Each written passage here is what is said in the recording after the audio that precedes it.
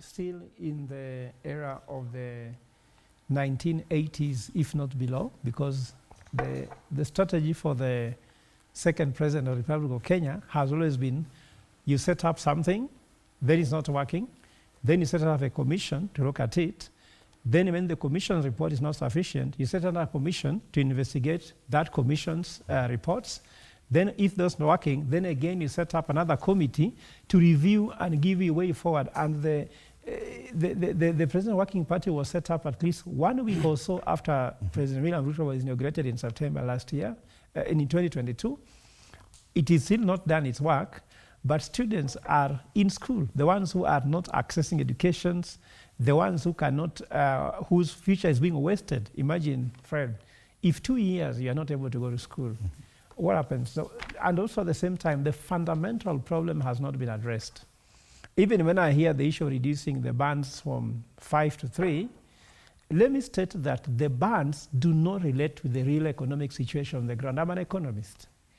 46% of Kenyans are below the poverty line.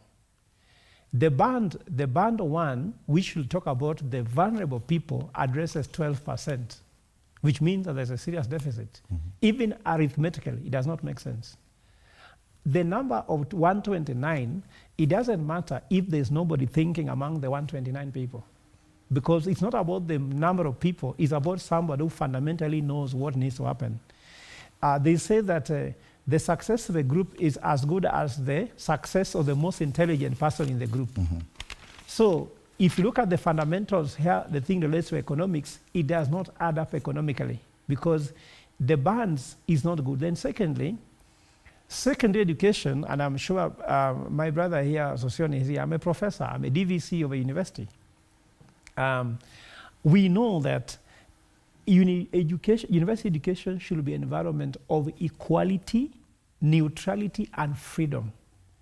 Money should never be an avenue of assessing who gets education or not. I was a Kenyan. I went to Spain. I got a PhD scholarship against Spanish people given by European Union. It was not to do with my poverty or lack of it. It was just to do, you sit for exam, I did a GMAT, I scored 96th percentile, I got a European Union scholarship, 5-year scholarship. They didn't check whether my father is a chief or my father is a catechist. They never check whether my father is a minister. And I was in that class, some people who come from highly privileged families, the same scholarship.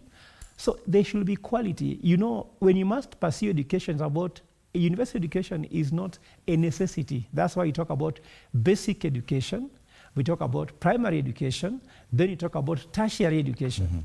So for that matter, if you are called comrade, like, you know, I'm sure, Sosioni, you are called a comrade because you graduated from a university in Kenya, isn't it?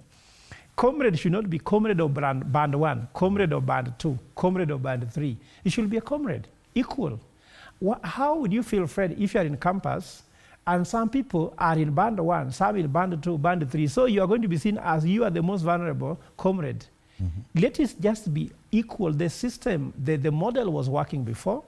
There was no need to interfere with that thing anymore. And the people who get to qualify university education, the numbers and the percentages can actually give them access to get the education. So according to me, fundamentally it's not wrong. Then secondly, these people, Kenya Kwanza had the intention of reducing how much money they put in capitation in education. So that's the fundamental thing. And let me put this clearly.